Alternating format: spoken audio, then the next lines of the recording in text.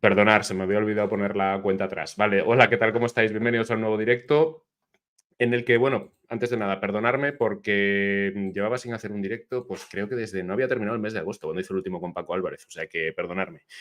Pero bueno, aquel fue un poquito sobre los cotilleos de Roma y todo esto, y hoy vamos a cambiar de tercio para hablar del Imperio Español, pero no de exactamente el Imperio Español, sino de otros temas. Y para ello se pasa por la vez número cuarta, creo que está aquí. Creo que es la cuarta, la segunda en solitario. Emilio Acosta, ¿qué tal? ¿Cómo estás? Del canal Venezuela Provincial. ¿Qué tal? ¿Cómo vas? Hola José, bueno, encantado de estar una vez más en tu canal de YouTube, El Trastero de la Historia. Y bueno, el día de hoy vengo con una enhorabuena, ¿no? Que es este libro, esta obra prima, Por Crónicas aquí lo tengo. sobrenaturales del Imperio Español, rarezas, misterios y fenómenos paranormales, ¿no? Uh-huh. Un trabajo que, bueno, más de 10 años de investigación que se está haciendo pues su fruto el día de hoy, ¿no? Con la publicación del libro y bueno, vamos a hablar el día de hoy de este tema tan desconocido para el público general, pero que muy emocionante Sí, porque y para siempre el se nos va a público la cabeza universal también, ¿no? a lo de siempre, ¿no? Cortés, Pizarro, Valdivia, que si una cosa, que si otro. Pero no, que también hay más cositas. O sea, no solamente. Y además las intrahistorias suelen gustar mucho en la divulgación, te lo digo por experiencia. Vamos, que suelen gustar bastante y sobre todo son las historias curiosas. Bueno, buena aleación de historia, María Fernanda Aristizábal, ¿qué tal? ¿Cómo estáis? Eh, Antes de nada, Uh-huh. y de empezar, de meternos en faena con el libro, tú en tu canal siempre haces directos muy, muy interesantes, casi siempre del periodo virreinal, es Uh-huh. lo que siempre te he oído. ¿Por qué decides hacer un libro sobre crónicas sobrenaturales? Porque es, a ver, en tu Instagram sí que hablas a veces de estas historietas y tal, pero no es lo habitual en tu canal de YouTube. ¿Por qué decides meterte a esto? Bueno, es una pregunta que me hacen muchísimo, ¿no?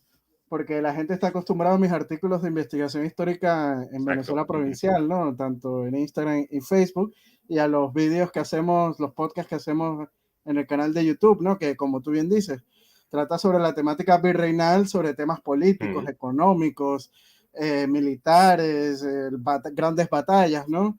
Y esto es totalmente diferente, aunque si te pones a analizarlo tampoco tan diferente, porque No, no tanto. también trata de la historia de la monarquía hispánica en general, ¿no? Y bueno, yo hace más de 10 años vengo investigando estos temas. En el 2012 me saqué un curso, ¿no? Un diplomado en Historia de España e Hispanoamérica. Y bueno, Ujú. empecé a investigar en los archivos, en las bibliotecas, etcétera, toda la historia del mundo hispánico en general. Y siempre que investigaba me iba consiguiendo casos así sobrenaturales, por llamarlo de alguna manera, que me llamaban mucho la atención. Y entonces yo dije, esto me va a servir en el futuro y los iba guardando, ¿no? Porque eran casos de verdad que muy emocionantes e interesantes. Y yo soy un amante de lo que es el misterio y el terror, ¿no? Este género que tú Yo también, también. ¿no? Así Sí. que dije, a la hora de lanzar mi primer libro, quiero que lanzar un libro que pueda ser universal, ¿no? Que no solo le guste a los amantes de la historia, que es un libro muy histórico, está basado Sí. en fuentes primarias, ¿no? Y en crónicas de la época. O un libro hispanista, es un libro también hispanista, defiende mucho el legado de la monarquía hispánica, pero quería un libro que también podía leer el público en general, que sea un libro Ujú. universal y que puedan leer, por ejemplo, los amantes del terror o del misterio que no están tan habituados, ¿no? A estos temas históricos. Y entonces, como ya tenía bastante de estos archivos y estos casos guardados, pues dije, yo creo que es buen tema para un primer libro y también así en estos tiempos tan plagados de problemas políticos, siempre es bueno. Te ha ido el audio, creo. Espérate. Eh, ¿Soy yo o es tú? Creo que te has quedado congelado, Emilio. Uy. Espérate, o soy yo, no lo sé. Espera un segundito, Emilio. Un segundito. Para. Ay, qué pena, qué pena. Me seguís viendo, ¿no? Decirlo, porfa, si se ha quedado. Porfio, soy. Hola, sí, ¿Ahora? Ahora, vale, vale. Es que te vale, habías se quedado corta un congelado. poquito. De repente se te va el audio y luego. Sí, bueno, son problemas de Del la directo, sí. conexión seguro, muy normales en estos en vivo. Pero bueno, como te dije, o sea, es un tema que decidí lanzarlo cuando ya tenía suficiente material archivado y guardado de todos estos 10 años investigando y eso para un público universal, ¿no? No Ujú. específicamente un... Bueno, el libro es cortito, son espera, os lo digo exactamente, 145 páginas. Ujú. No tiene un lenguaje que tú digas, Dios mío, como suelo decir siempre, ¿no? Que tú digas, Dios mío, que me tengo que parar cada 5 segundos a ver qué significa esto o a qué se está refiriendo. Que con algunos libros me ha pasado, ¿eh? No, Ujú. no muy habitualmente, pero con algunos sí. Llevamos 5 minutos, me voy a meter ya de lleno con los temitas, con algunos capítulos del libro, ¿eh? No Ujú. vamos a tocarlos todos porque son... Espérate. Exactamente os lo digo cuántos capítulos son, ¿vale? Ah, coño, que no están numerados. No sé, son muchos, pero son muchos temas, porque son todo Sí, pequeñas más de historietas. 20 casos son. Sí, sí, son muchos casos, ¿eh? Y yo creo, me da la nariz que te podías haber metido en unos cuantos más. De hecho, metes uno por ahí de la brujería en América y decidí descartarlo para este directo porque ya hicimos un programa aquí el año pasado sobre la brujería y esto de repetirse como que no mola. Tú, a nivel personal, tú naciste en Canarias, aquí en España, pero te criaste en Ujú. Venezuela. ¿Es por eso que empezaste el libro con el capítulo de la isla de San Borondón? Bueno, no exactamente, ¿no? Obviamente en el libro tenía que ir un caso de las Islas Canarias porque obviamente nací en las Islas Canarias, ¿no? Ujú. Pero el libro, si tú lo analizas, está puesto pues cronológicamente, ¿no? Sí. Y claro, la leyenda de la novena isla canaria de San Borondón pues es una de las más antiguas del libro. Si nos ponemos a ver, la primera expansión que hace en el mundo atlántico la monarquía hispánica es al archipiélago canario, ¿no? Sí. Y entonces tenía que empezar hablando de esto. Y además de que la leyenda, pues también viene de tintes medievales un poquito, desde el siglo Sí. VI, con un misionero irlandés que se llamaba San Brian, ¿no? O San Borondón, que Sí, escuchó no, no, hablar sí. de esta isla y decidió visitarla para Para evangelizar. evangelizarla, ¿no? Ujú. Y ahí empieza esta leyenda, ¿no? Y después muchos navegantes, al correr de los siglos, pues decían que al viajar hacia las Islas Canarias, pues avistaban una isla, ¿no? Entre la neblina llegaba a aparecer esta isla, e inclusive hasta el siglo XIX todavía Ostras. se hablaba de la aparición de esta isla, ¿no? Ujú. Y inclusive los portugueses también, cuando estuvieron en las islas, llegaron a escribir de esta leyenda. Inclusive exploradores como el biólogo francés Jean-Baptiste Geneviève en el siglo XVIII también hablan de la aparición de la isla. Y bueno, si quieres te cito lo que él dice, porque él da una Sí, dale, dale, dale. explicación muy interesante de por qué la gente pues habla de la aparición de la isla. Y él dice, no es más que uno de estos montones de vapores y de nubes que tienen sin embargo la forma de tierras. Pueden ser incluso las salvajes exageradas, pero es seguro que todos los que dicen haber desembarcado y describen esta isla como considerable no son verídicos en sus relatos. Esto es lo que dice el biólogo Jean-Baptiste Geneviève cuando se refiere a las salvajes. Son unas islas portuguesas que están muy cerca de las Islas Canarias. Ah, es verdad, sí, sí, sí, sí. Sí, y entonces la gente, pues a lo mejor veía estas islas salvajes y pensaban, ¿no? Que era una novena isla canaria. Inclusive en la cartografía de la época la llegan a poner en los mapas, la isla de San Borondón. Por aquí en el libro ponemos un mapa de la isla. A ver Sí, ahí. si la Ujú. muestro rápido. Ah, tranquilo. Aquí Sí. aparece en un círculo encerrado. No se ve muy bien, ¿no? Sí, se ve, tranquilo. Vale, está aquí el círculo encerrado. Ven que las Islas Ujú. Canarias están por aquí y en el círculo está acá la isla, Se ¿no? ve, se ve. Está como un Ujú. poco apartada de Sí, un las poquito alejadita, 7 sí, islas, sí. 8 si contamos la graciosa, ¿no? Claro. Ujú. Y es bueno, y tenía que abrir el capítulo sí así por cuestiones de cronología, ¿no? Y Ujú. también tenía que haber un caso de las Islas Canarias. Y yo creo que la isla de San Borondón es el caso de misterio o algo sobrenatural con respecto a las islas más famosas, ¿no? En el libro también hablas de otras dos historias sobrenaturales que, bueno, que vienen de la mitología griega, si no recuerdo mal, y bueno, uno de ellos es el mito por antonomasia, ¿no? Que es el de la fuente de la juventud y Ponce de León.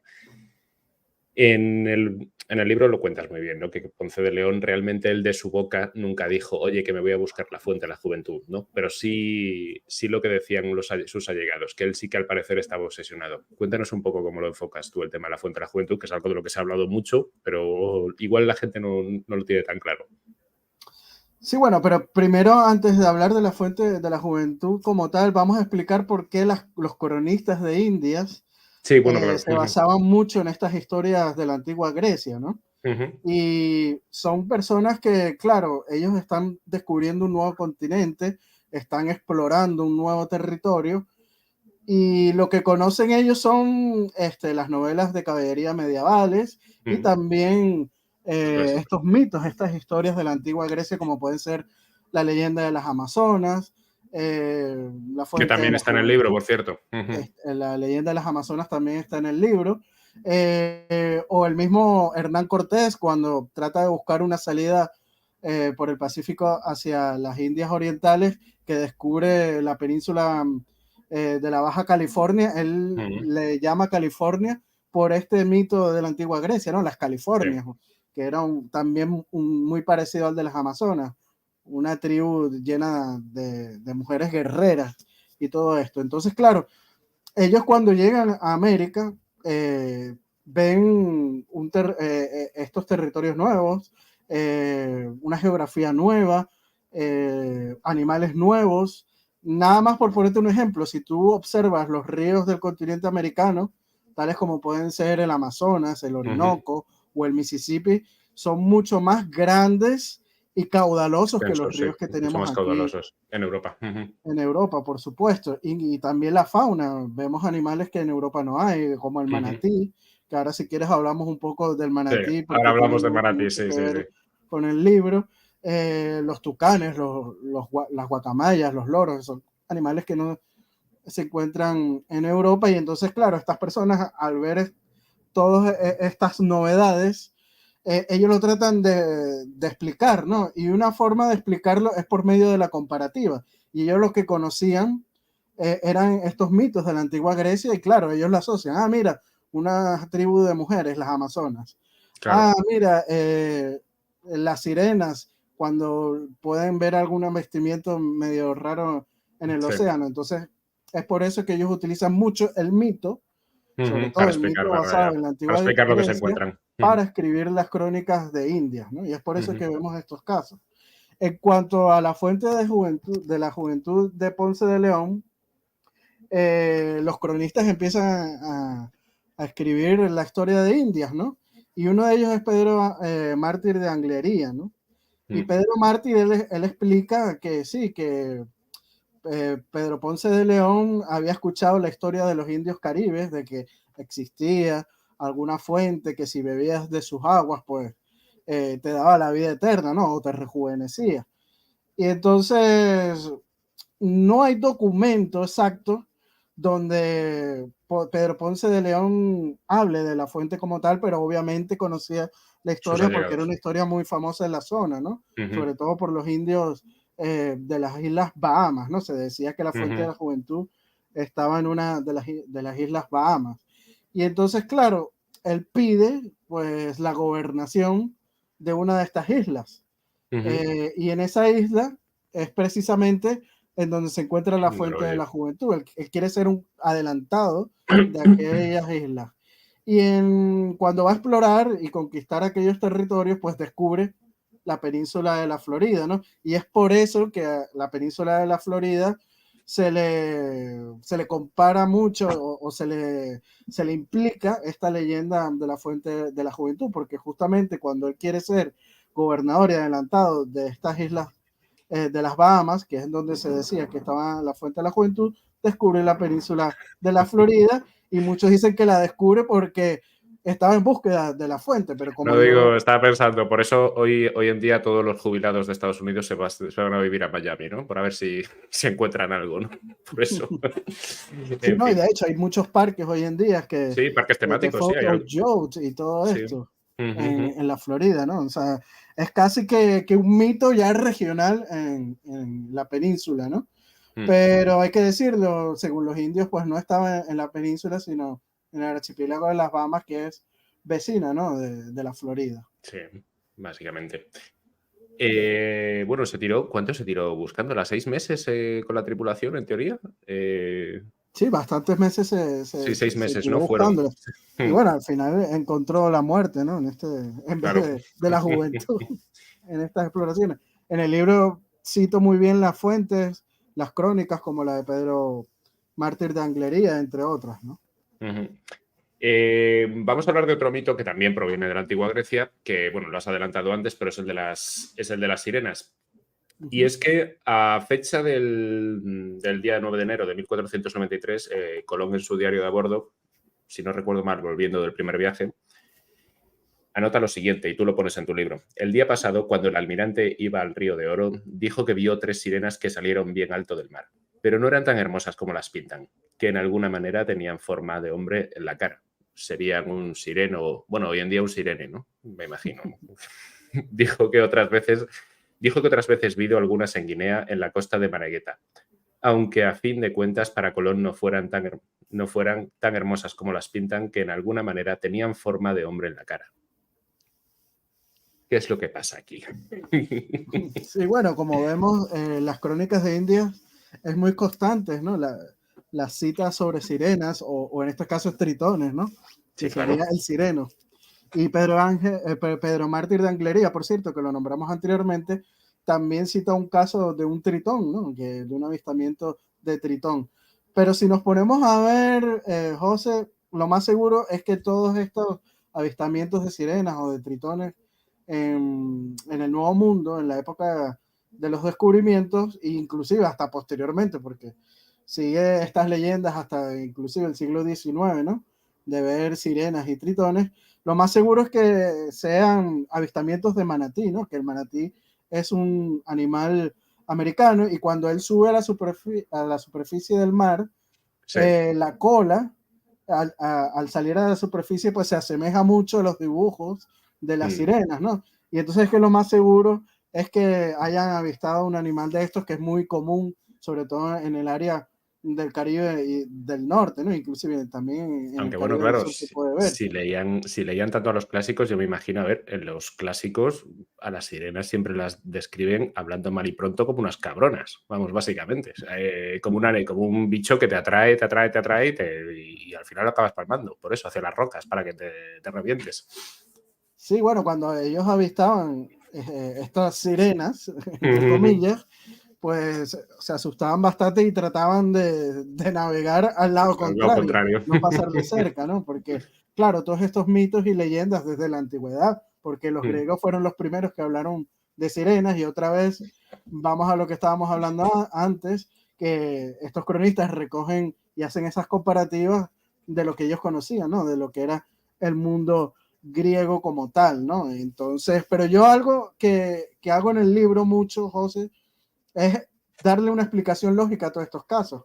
Por ejemplo, este de Sí. las sirenas, pues le doy esta explicación lógica, ¿no? Que puede ser el avistamiento de un manatí, ¿no? O inclusive en otros casos también doy otras explicaciones que, bueno, no me voy a adelantar todavía, pero No, claro, claro. eh, por ejemplo, el de las luces, el de Colón, si quieres hablamos de él.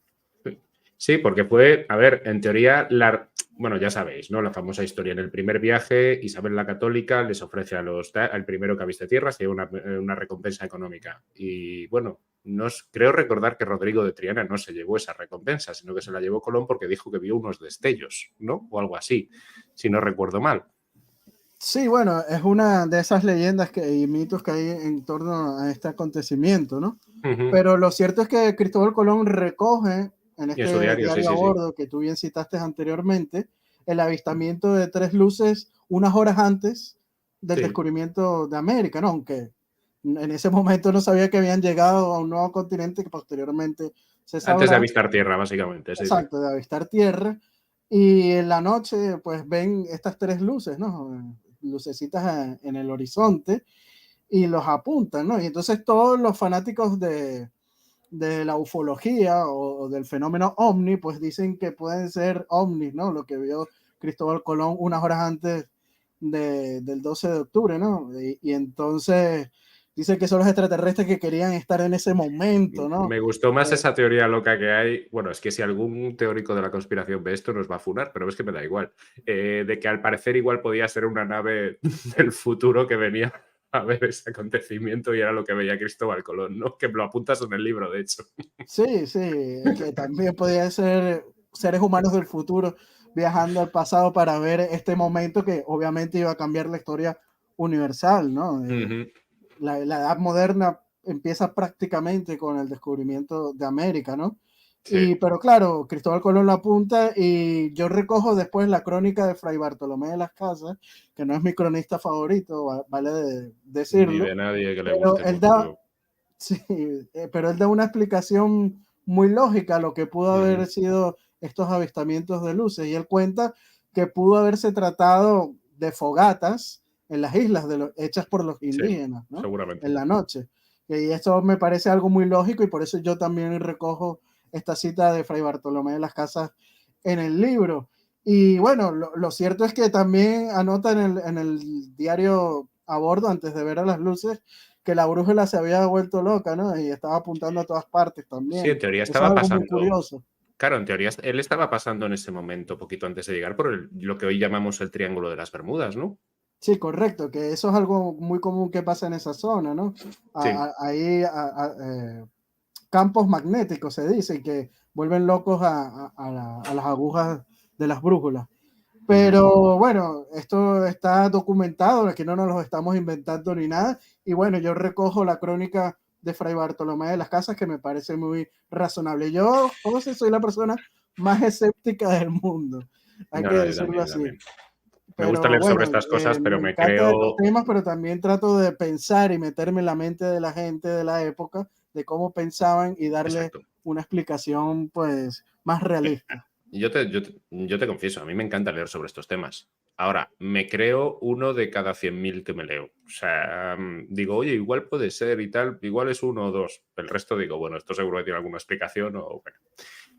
En fin, a ver, si hay algún mito que ha obsesionado mucho a los españoles y bueno, ya a día de hoy no sigue siendo una esta curiosa, es el famoso, es el famoso mito del Dorado, del que también se ha hablado muchísimo. Cuéntanos cómo lo abordas tú un poquito bueno, en los mini capítulos, porque no lo he dicho antes, pero los capítulos son cortitos, apenas tienen 2, 3 páginas cada uno. O sea, Sí, no bueno, de hecho, el la mayor mito parte del de ellos. Dorado es uno de los capítulos más largos del Sí libro. que tiene 4 o 5 páginas son, o sea que por eso.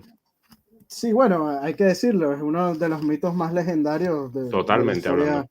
Ujú. no solo del mundo hispano, sino del mundo en En general. general, Un sí, sí, sí, sí. anglosajón te conoce el mito del Mm. Dorado.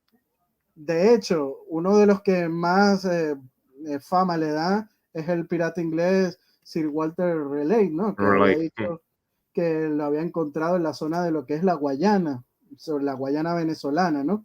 Y se mandan a hacer algunos mapas, algunas cartografías donde se habla de un lago que está en la ciudad del Dorado, ¿no? Ahí en la Guayana. Pero bueno, se dice que estaba esta ciudad legendaria en el virreinato de la Nueva Granada, ¿no? Y en la que estaba, por supuesto, incluida la provincia de Venezuela.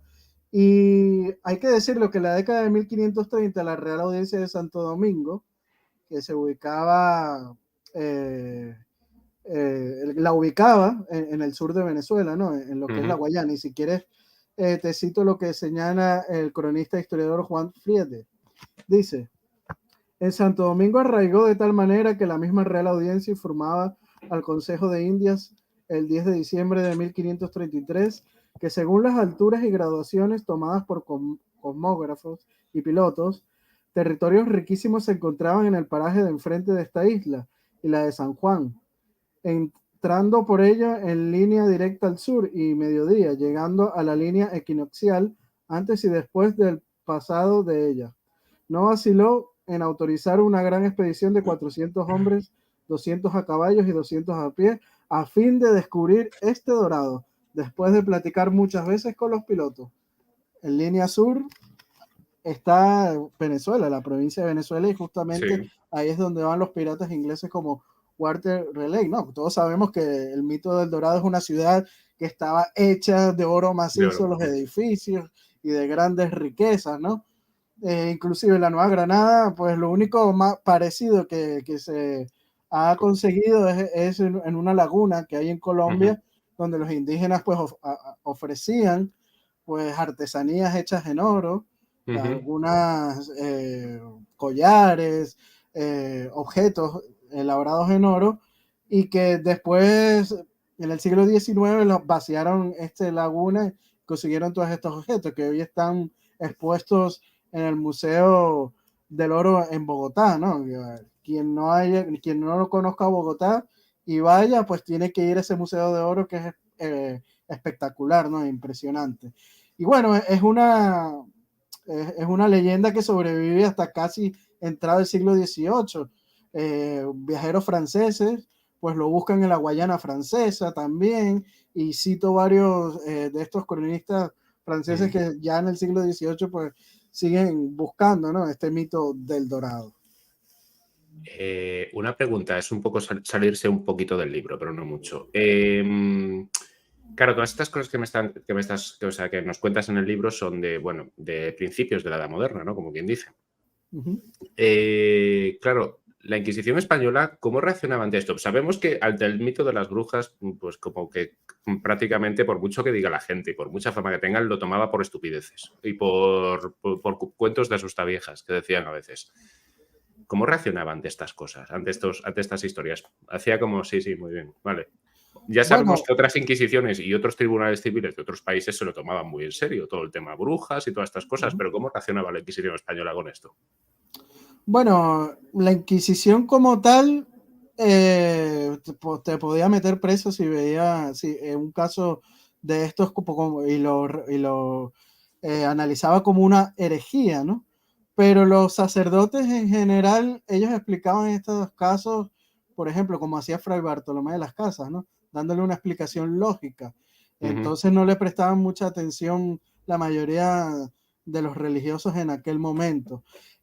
Ahora que mencionas a la Inquisición, y para no hablar del capítulo de la brujería que No, yo... habla si quieres. A ver, es que me acordé porque dije, hablo de, como que seleccionando un poquito los capítulos de los que quería hablar, que te lo he dicho antes de empezar a grabar, he dicho, joder, pues a ver, ya hablamos, hicimos un directo el año pasado sobre la brujería y todo esto, pero que si Sí, bueno, quieres que de añadir hecho el capítulo siéntete que libre. hablo en el libro, hablé sobre esos casos en ese en vivo que hicimos aquí en el Sí, Trastero de la Historia, y los recomiendo verlo porque es muy bueno. sí. Pero vamos a aprovechar para hablar de otro caso, ¿no? Que tiene también que ver un poquito con la Inquisición, que es el del soldado teletransportado, ¿no? Es una maravilla de caso y de lo más curioso, en serio. Sí, Habla, es un cuéntanoslo. caso que yo no le encuentro ninguna explicación lógica de lo que puede haber Ni pasado tú ni ahí. nadie. Vamos, yo no he escuchado ninguna versión coherente todavía de lo del soldado teletransportado. Bueno, para quien no lo sepan, bueno, el soldado teletransportado es supuestamente un soldado en el año de 1593. Esta crónica la recoge Fray Gaspar de San Agustín. Aquí tampoco nos las estamos inventando, ¿no? O sea, que está documentada en las crónicas de la época. Fray Gaspar de San Agustín publicó su obra en el siglo XVII, ¿no? Y entonces él dice que en 1593 había un soldado en la Capitanía General de Filipinas, en Manila, que en aquel momento estaba haciendo guardia en el palacio del gobernador. El gobernador había sufrido un atentado por unos piratas chinos que habían asesinado a este funcionario de la monarquía hispánica, ¿no? El gobernador. Y entonces, claro, están en alerta, están en vigilancia de que pueda volverse a repetir otro ataque de los piratas chinos, ¿no? Uh Y -huh. entonces él está de guardia en el palacio de madrugada, y estando de ronda en el palacio, pues se queda dormido, ¿no? Y al despertar, despierta en un lugar que para él es totalmente desconocido e impresionante, ¿no? Se había despertado nada más y nada menos que la Plaza del Zócalo de Ciudad de México. O sea, más de 5.000 kilómetros de distancia de donde él estaba, ¿no? En Manila. Entonces, claro, él al despertar en la Plaza del Zócalo en Ciudad de México, No sé si lo llama hemos la dicho. atención. Sí. ¿Hemos dicho el nombre de este soldado o no? ¿Cómo? ¿Hemos dicho el nombre del soldado o no se sabe? Sí, bueno, las crónicas de la época no se sabe. Ah, Yo vale. en el libro recojo la historia de cómo se le puso nombre al soldado, que de hecho es un historiador estadounidense Ujú. quien le pone nombre al soldado, pero eso ya es un historiador estadounidense del siglo XX donde Bueno, no cita una documentación que se conozca de donde él haya sacado esa información del nombre del soldado. Si quieren saber el nombre del soldado, compren el libro en Amazon y ahí van a descubrir el nombre, ¿no? Pero bueno, claro, él al despertar en la Plaza del Zócalo eh, llama la atención de la gente y de las autoridades porque estaba vestido con un uniforme de un soldado que no era del virreinato de la Nueva España, era ujú. de la Capitanía General de Filipinas. Y entonces, bueno, lo detienen y le hacen preguntas y él empieza a decir, no, que es que yo estaba en Manila, en el palacio del gobernador y me despierto y aparezco aquí. Claro, eso es una herejía para la época, ¿no? Claro. Entonces, según las crónicas, la Inquisición actuó en este caso, pero algo que yo en mis investigaciones he descubierto es que no existe documentación de la Inquisición sobre este caso. Y Y eso es sí que muy, es raro, ¿eh? y es muy extraño porque la Inquisición documentaba Todo. absolutamente todo. Hasta los gritos de cuando torturaban a alguien. Sí, y tú ves los archivos de la Inquisición en casos como de herejía, son Sí. bastante largos, ¿no? Y Joder. bastante bien documentados. Entonces me pareció muy extraño que la Inquisición no haya recogido el caso y Fray Gaspar de San Agustín pues dice que sí, que la Inquisición pues entró porque casi que es un Creo que acto algún de día herejía, ¿no? voy a hacer una reel sobre esto porque para ver las teorías que me lanza la gente, porque puede ser muy divertido, tío. Meter esto en Sí, Instagram seguro que para sí. ver. La gente puede darle muchas explicaciones a este caso. Pero bueno, lo cierto es que, claro, él cuenta lo que lo salvó a él, según el cronista Fray Gaspar de San Agustín, es que él cuenta que habían asesinado al gobernador de Filipinas, ¿no? En Manila. Y Ujú. entonces los piratas chinos, claro, la noticia no había llegado al virreinato de la Nueva España porque acordémonos que bastante lejano No, es claro, claro. y estaba conectado por el galeón de Manila Sí. y ese tardaba 3 meses en llegar, ¿no? Cuando mucho, o dos meses. Si todo iba bien, sí. Y entonces, claro, él, al llegar un mes después o 2 meses después, el galeón de Manila al puerto de Acapulco, pues llegan las noticias del asesinato del gobernador de Filipinas y ahí sí le creen, ¿no? De que pudo ser verdad, ¿no? Que despertó en este sitio y lo liberan y ahí se le pierde el rastro a este soldado teletransportado, ¿no? Entonces, es una de las historias muy curiosas, que de hecho, como te digo, el folclore mexicano pues lo ha tomado como suyo y han puesto también algunos otros ingredientes a la historia. El mismo historiador estadounidense que te cuento, que hasta le puso nombre, pero Vale. bueno, el Igual ese libro está historiador lo muy... que hizo En fue el, crearse una buena historieta y ya está, ¿no? Fue lo que hizo en plan para llamar la atención, que a veces lo hacen, ¿eh? Por eso. exacto, ¿no? Y en el libro, bueno, van a haber bastantes citas de fuentes primarias y de secundarias también. Claro, es que no te lo dije, pero cuando vi lo del soldado teletransportado, pensaba que te referías a este otro, a Gil Pérez, ¿puede ser? ¿O cómo se llamaba? Pensaba que te Ese es el referías a nombre. ese. ¿Eh? Ese es el nombre.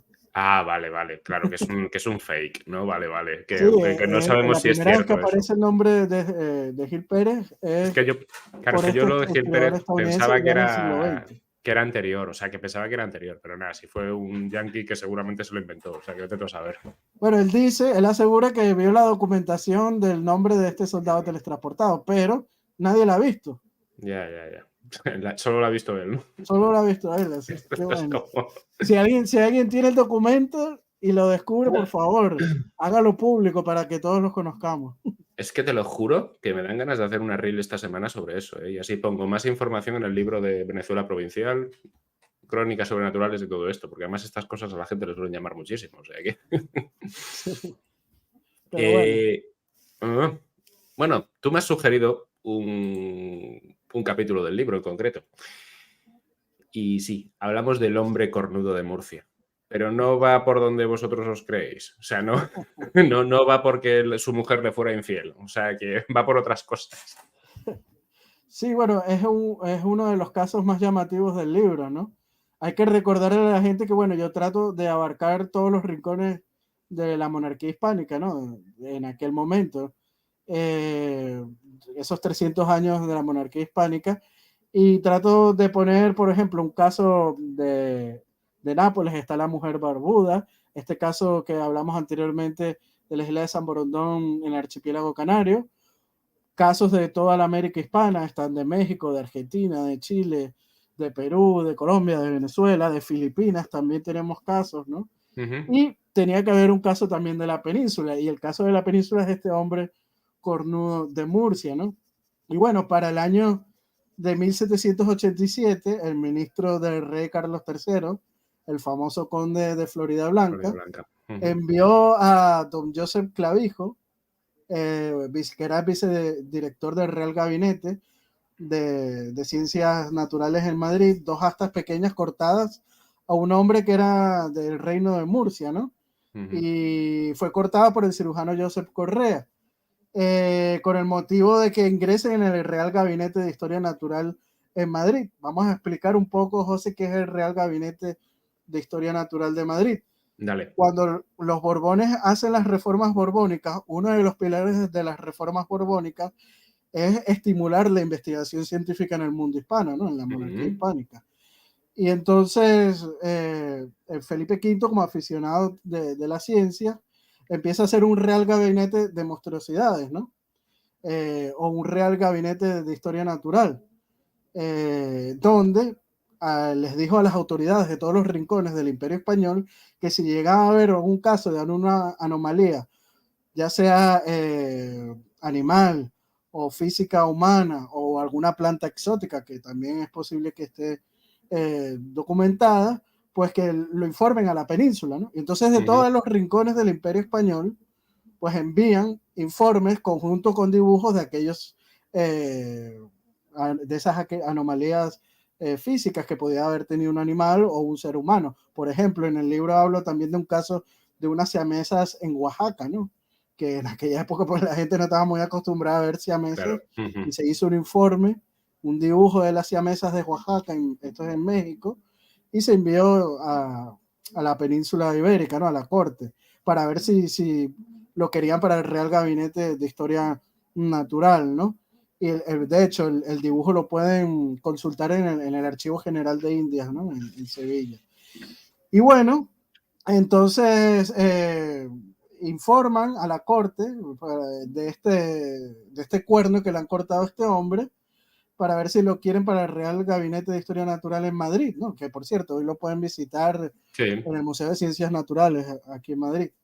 Y bueno, según lo que cuenta, el origen de estas astas se remontan a abril de 1767, cuando un hombre de Murcia que tenía dos protuberancias en la cabeza fue hasta la casa del cirujano Correa en la ciudad de Madrid para que se las cortara, ¿no? Ya que ningún cirujano médico quería cortarle los cuernos, y al parecer este cuerno que le apareció en la cabeza se trataba de un fenómeno poco común llamado cuerno cutáneo, ¿no? Que es una lesión tumoral que se forma en la piel humana de manera muy similar Sí. a los cuernos, y está compuesta más que todo por queratina, ¿no? O sea, Ujú. Sí, es queratina lo pura, que sí, está sí. compuesto el pelo, las uñas, Lo de las etc. uñas, sí, sí, sí. Ujú.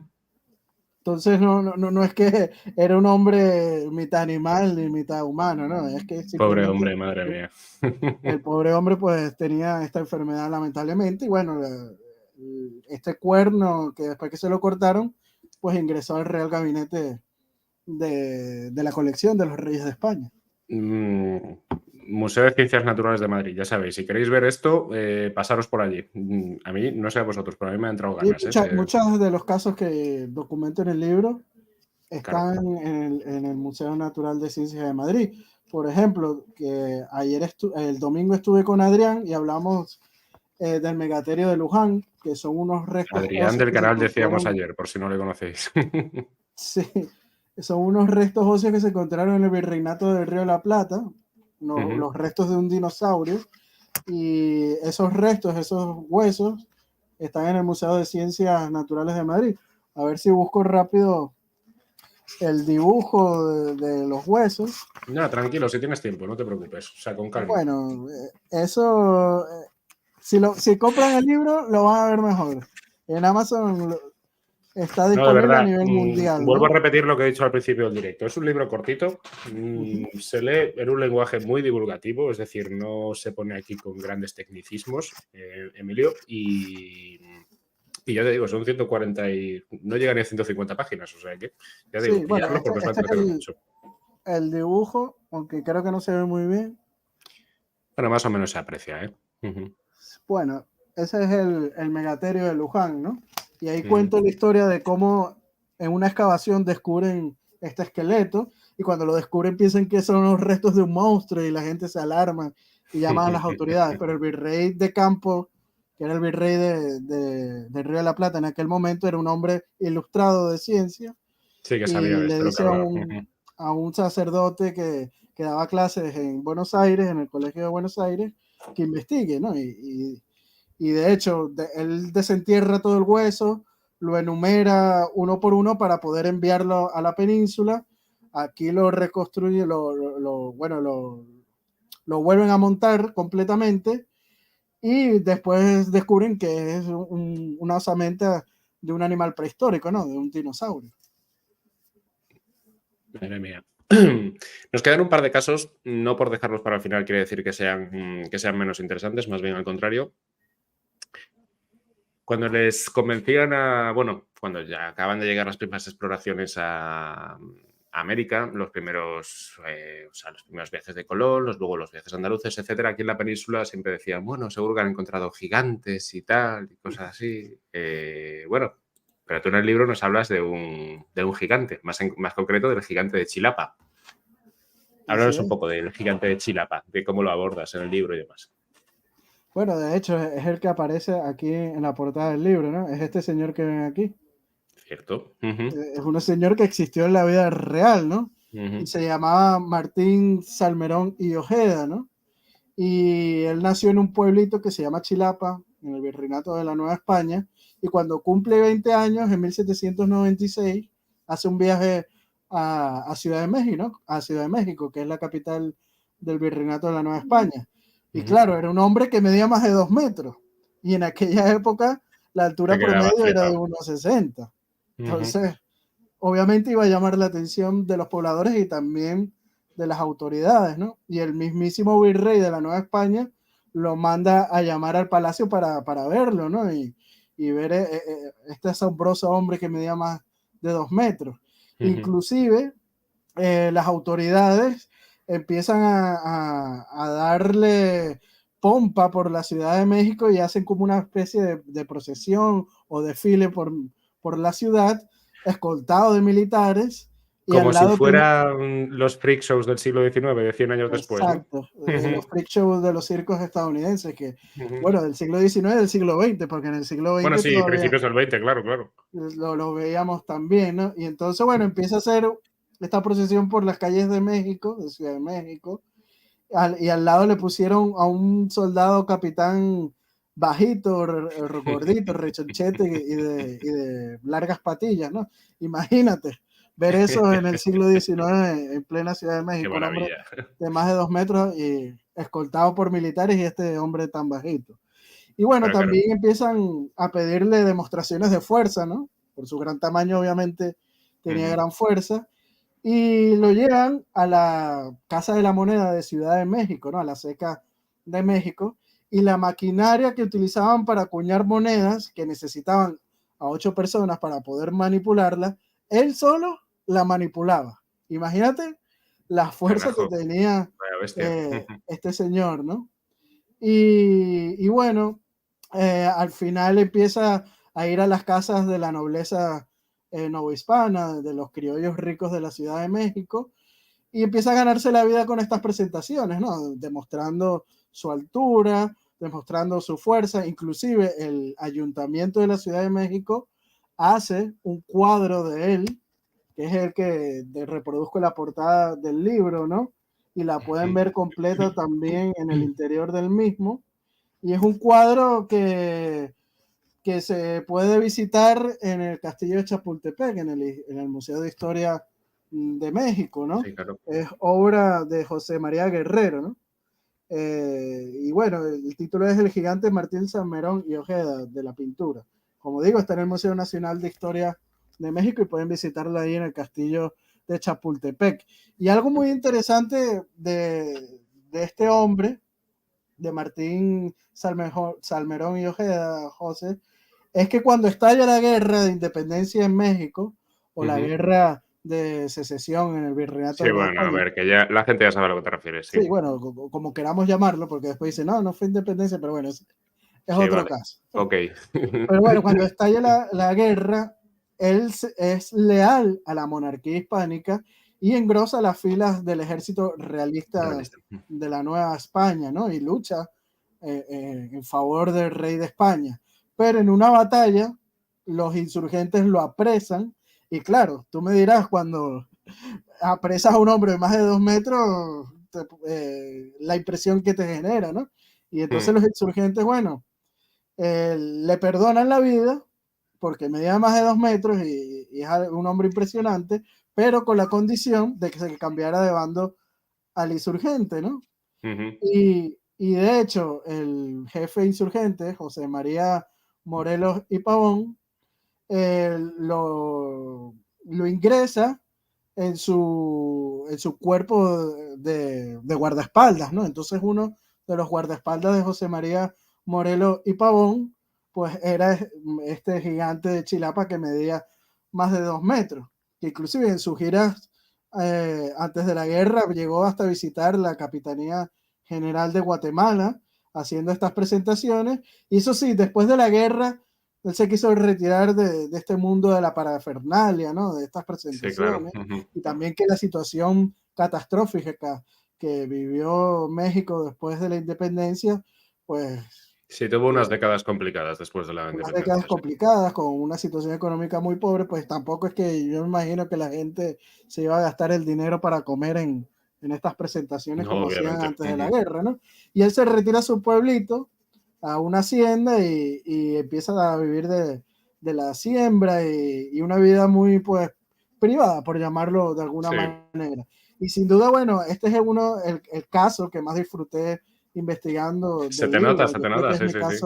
Ujú. mi caso favorito y es un hombre un gigante A ver, está que bien, ¿eh? No, no. existió en A la ver, por vida eso, real, me imagino, no es una crónica inventada. tú en la portada has influido, ¿no? Sí, Bueno, es que normalmente a los escritores no les suelen dejar tanto, ¿eh?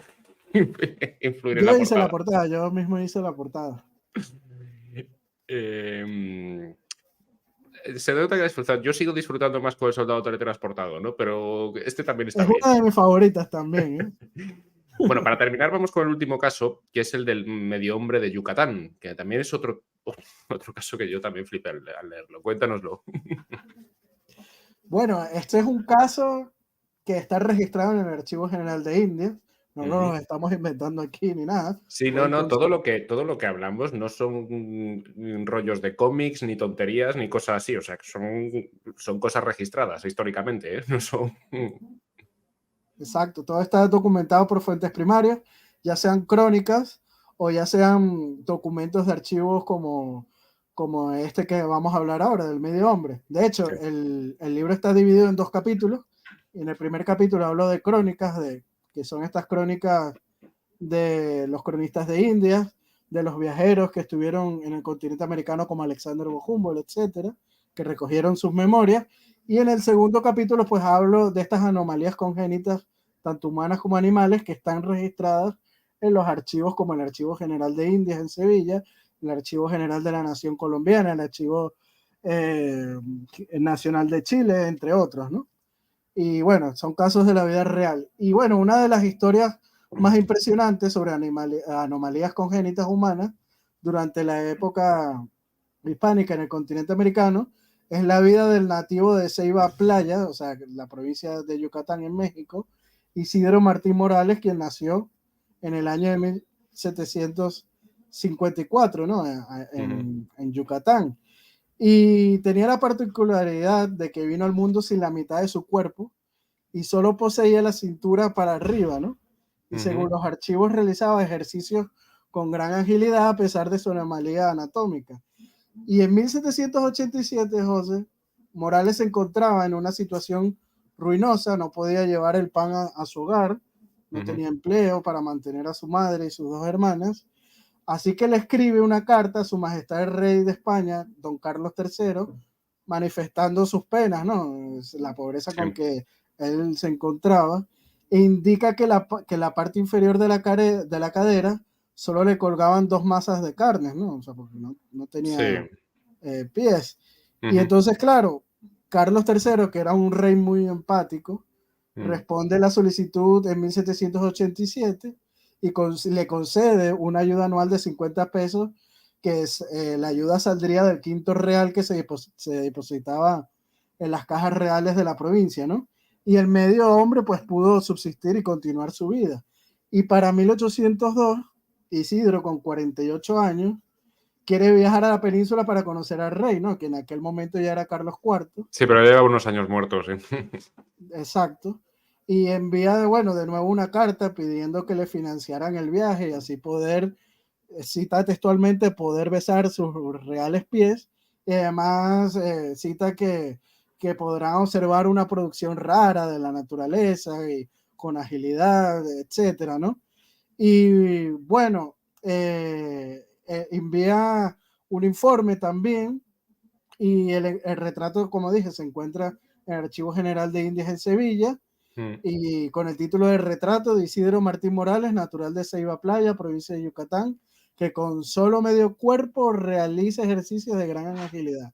Ese es el título del archivo que está ahí en Indias, en Sí. Sevilla, ¿no? Ujú. Y claro, el gobernador de Yucatán, de la provincia de Yucatán, le escribió el informe con el dibujo de este hombre a Carlos IV, y él dice que si es por él, que no pagaran el viaje, porque él ya había conocido en Zaragoza un hombre con este mismo problema físico, ¿no? Pero que lo dejaba a la real voluntad del rey. Entonces, al final, no he conseguido documentación a ver si Carlos IV le pagó, ¿no?, el viaje Hombre, a por América, ¿no? entonces, ¿qué esto que es? ¿1802, 1803? ¿Me has Sí, dicho? ya en 1806, sí. No, Seis. 4, Uf. perdón. Bueno, acababa, claro, es que entonces estaba ya con la Guerra de las Naranjas, si no recuerdo mal, con Portugal, acababa de serlo, estaba ahí con Napoleón de por No, medio. 1802. Ah, 1802. dos. Bueno, igual por entonces Sí, en ese momento, bueno, estaba en la no guerra acababa de, con creo que Inglaterra, pero no hacía mucho la que había muerto anglo-española. sí, pero no hacía mucho que había muerto su hija pequeña de viruela, por eso luego había financiado la expedición Balmis y todo esto, o sea que bueno, a saber cómo Sí. le pillaría, ¿no? Bueno, hay un caso de una vaca sin pelo que no aparece en el libro, que es un caso que me hubiera gustado meter, que nació en México, por cierto, en Veracruz, Para una una vaca segunda parte, Emilio, siempre hay que tener para una segunda parte. para una segunda parte, sí, claro, una vaca sin pelo y la llevaron a la península y estuvo en el Real Palacio de Aranjuez, ¿eh? Joder, pues sí, sí, sí, viendo rarezas. Bueno, para ir terminando, porque yo no he cenado y me imagino que Emilio tampoco todavía. Chicos, recapitulando. El libro está genial. Yo me lo leí en, creo que fue, no sé, hora y media, dos. Estuve leyendo aquí una tarde y la verdad es que pasé un rato muy agradable leyendo. Sí, tengo a veces manías así. Un Te sábado, en lugar liberas de de los salir, problemas del día a día. en lugar de salir de fiesta con los amiguetes o a tomar unas copas, yo me quedo en casa. Sobre todo el sábado pasado que llovía muchísimo y preferí Ujú. quedarme en casa con la mantita en el sofá. Y la verdad es que pasé un par de horitas leyéndolo y, oye, una maravilla, ¿eh? El libro. Ya En sabes, en Amazon, Amazon disponible. Mario Pazo, que tiene un canal de Instagram bastante guay y TikTok, o sea que seguirle si queréis. En Amazon lo tienes, ¿vale? Crónicas sobrenaturales del Imperio Español. Es un libro cojonudo, ¿eh? O sea, ya verás. Sí, en Amazon Eh, España, en Amazon Estados Unidos, Amazon México. sí, Y sí, los lo tienes por Amazon de todos cada lados. país pues lo pueden conseguir. Ujú. También Eh, lo pueden pedir en las librerías, ¿no? Como encargo sí. Ujú. a la editorial La Tribuna, Ediciones La Ediciones La Tribuna, en Tribuna, su sí, página sí. web también lo pueden adquirir. Sí, por eso. El día 17 de noviembre vamos a estar haciendo la Cierto, el día presentación. 17 de noviembre hará una presentación en la librería Tercios Viejos, que está en la calle María Panés, no me acuerdo el número. Ahí. Ya, ¿Cuál era el ahorita no número? me acuerdo tampoco del número, pero pongan Bueno, En Google Maps, librería Tercios Viejos, y ahí van a sí, ahí llegar. os aparece. Es la calle Aquí María en Panés, Madrid. no me acuerdo el número. Es una calle chiquitita, o sea que igual no, Sí, no va a ha... estar Daniel Gómez Aragonés, un Un crack. historiador Un muy crack. Y famoso aquí en no España. confundirlo no confundirlo con Jesucristo, que se parece un poquito, pero no sé, estaré por allí. ¿Qué es el 17 de noviembre entonces? El 17 de El que noviembre ahí cae. va a ser la presentación del libro, que también maneja muy bien estos casos Eso. sobrenaturales, sobre No todo sabía de que le gustaban Toledo esas cosas. O y sea, de otras 17 de partes, ¿no? noviembre, viernes. Pues igual me paso por allí un ratito a veros. Ahí los esperamos a todo el mundo. Y quien Sí, quiera sí, sí. comprar el libro en físico, también lo vamos a estar ofreciendo. Sí, sí, sí, si puedo me paso. Y así me lo firmas, que a todos los colegas que saquéis libros siempre le pido que me lo firmen por si algún día os hacéis famosos, poderme ir a una casa de empeños o ahí y venderlo, yo que sé, cualquier cosa, yo lo estoy Dios te pasando mal. oiga, Dios te oiga. Pues nada, lo de siempre. Cuéntanos, ¿te has sentido a gusto? Lo que digo siempre. No, genial, como en mi casa, siempre que vengo aquí al Trastero de la Historia, pues la paso genial y te Ujú. agradezco una vez más por la invitación, José. Y bueno, con tu permiso, Igualmente. cuando suba el video a mi canal, no dejen de seguir al Trastero de la Historia en YouTube, que siempre está subiendo un contenido espectacular, videos editados y también estos Ujú. directos con entrevistas muy interesantes. Pues no, ya te digo. Pues eso. Chicos, apuntaros a esas fechas, ¿vale? Si estáis en Madrid o cerca de Madrid o lo que sea, 17 de noviembre, librería Tercios 17, Viejos. 16, ¿has 17. dicho? 17 he dicho, ¿no? ¿O qué he dicho? Bueno, da igual. 17 de noviembre, nada, en 3 semanitas, allí estará Emilio presentando su libro. Además con un crack, con Daniel Gómez Aragonés. Que a ver si lo traigo al canal. Por cierto, le dije que lo iba a traer y se me olvidó decírselo. Bueno, Anímate, chicos. Daniel, para que la pases guay. Sí, es cosa mía, que se me olvida siempre invitarle.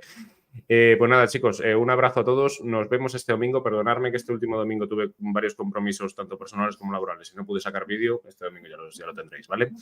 Nada, chicos, nos vemos este domingo. Y nada, sed felices, que tengáis una buena noche, una buena tarde, un buen día, lo que estéis donde estéis. Un saludito. Y nada, Adiós.